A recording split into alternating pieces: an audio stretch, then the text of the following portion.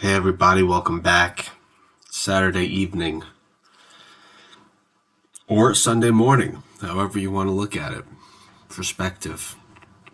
Speaking of perspective, today we're talking about something very important because it is the foundation to a healthy social fabric. Okay?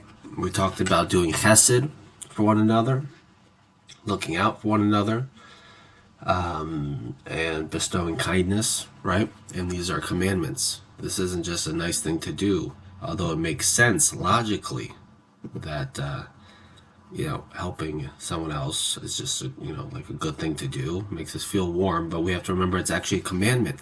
And so when we do it with the right intention, we are actually connecting to the one above. And I say that seriously. We all communicate with other people every day, hopefully. And it's very important to do so in a mindful manner. We have to, speak appropriately, talk to everyone, I guess, where they are. And, you know, understand that dialogue is a two-way street. We speak and with good intentions, and we respond with good intentions.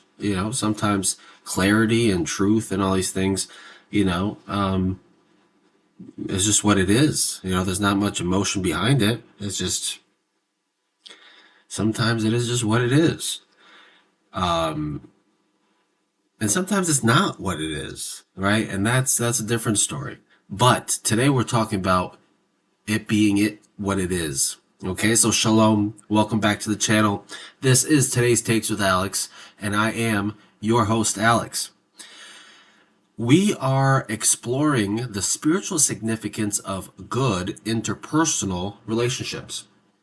What Jewish tradition calls Bein Adam L'Chavero, between man and his fellow, the mitzvah between one person and another. From the Torah's command to love your neighbor as yourself, to the Talmud's emphasis on friendship and the Hasidic focus on unity and Ahavas Yisrael, Ahavas Olam, right? Healthy relationships stand at the very heart of life and spirituality. They are not merely social niceties, but a profound path to holiness, closeness to God, and the repair of the world.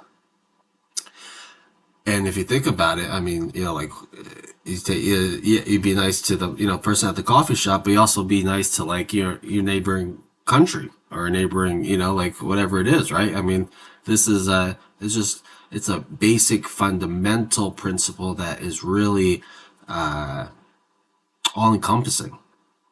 So, and it brings us to path of holiness, closeness to God, and repair of the world. Today, we'll look at the biblical and rabbinic foundations, the deeper insights from Hasidic teachings, and how cultivating strong, kind relationships, balanced, respectful relationships, elevates our soul and brings divine presence into everyday life. We'll keep everything grounded in traditional sources and accessible for all. So let's dive in. The Torah places interpersonal relationships squarely within the call to holiness. In Leviticus, right in the section that begins, "You shall be holy, for I, the Lord your God, am holy," we find the famous command, "You shall not take vengeance, nor bear any grudge against the children of your people, but you shall love your neighbor as yourself. I am the Lord." It's very interesting because I'm reading Nach, and there's levels to this, but we're keeping it on a basic level here, one that we can all apply and abide to and strive for. Rabbi Akiva described this verse as a great principle of the Torah, right? Do unto others as you would have them do unto you. When a prospective convert asked Hillel to teach the entire Torah while standing on one foot, Hillel replied with the negative formulation, "What is hateful to you, do not do to your fellow." That is the whole Torah, the rest is commentary. Now go and study. This shows that ethical treatment of others is not a side issue, but lies at the core of Jewish teaching. The Torah repeatedly links our relationships with people to our relationship with God. Commandments about fair business, honest speech, visiting the sick, comforting mourners, and helping the poor are presented alongside ritual laws, teaching us that true holiness expresses itself in how we treat one another. The sages deepen this teaching in many ways. In Pirkei Avot, we are advised, acquire for yourself a friend, and let the honor of your fellow be as precious to you as your own. The Talmud teaches that Torah study is most effective in partnership.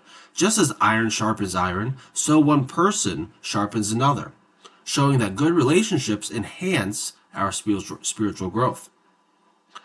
Ecclesiastes reminds us, two are better than one, because they have a good reward for their labor. Friendship and community provide support, correction, and joy that we cannot achieve alone. The heavenly court, according to the sages, asks first about honest business dealings, a key area of interpersonal conduct, highlighting its spiritual weight. Maimonides and others emphasize that the mitzvah bein adam lechavero, between person and his fellow, are equal in importance to those between person and God. In fact, some teachings suggest that they are even more challenging and therefore carry greater merit because they require us to overcome ego, anger, and self-interest in real-time interactions with imperfect human beings. Hasidic teachings bring a particularly beautiful and profound layer to this topic. The Baal Shem Tov and his successors taught that every person possesses a divine spark, and loving one's fellow is a direct way to love and serve God. When we see the good in others, even in difficult personalities, we are recognizing that godliness within them. Right? Chassidus emphasizes that harmony below awakens unconditional love from above.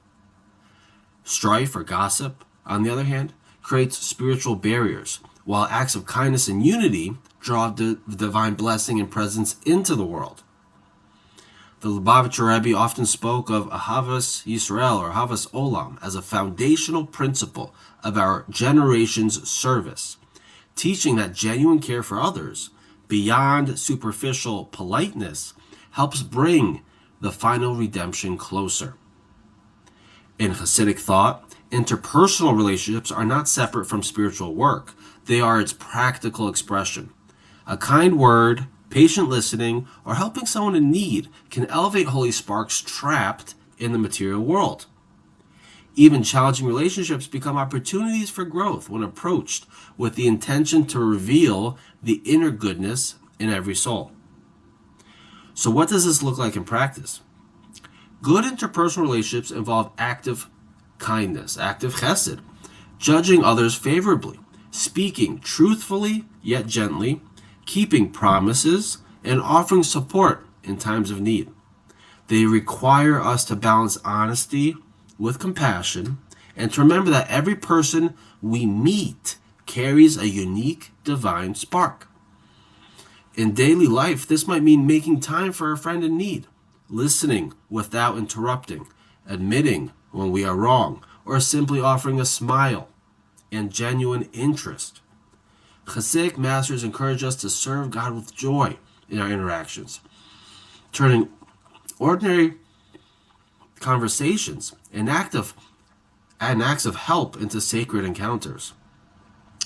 When relationships are healthy, they create a vessel for divine blessing, peace in the home, success in endeavors, and a tangible sense of God's presence, accessible to us all. In a world that can sometimes feel divided, the emphasis on good interpersonal relationships offers a powerful spiritual antidote. It teaches that our connection to God is deeply intertwined with our connection to one another. right? Every kind act, every repaired relationship, and every moment of genuine care contributes to tikkun olam, the repair and elevation of all of creation, including us. Ultimately, strong, loving relationships help us become more whole, more humble, and more attuned to the divine spark in ourselves and in others. They remind us that we are not meant to serve God in isolation, but as part of a holy community. Our immediate community, our national community, and our global community. Good interpersonal relationships are far more than a social skill. They are a central path to holiness, closeness to God, and the fulfillment of the Torah's deepest principles. They transform everyday life into an arena of spiritual growth and bring more light into the world.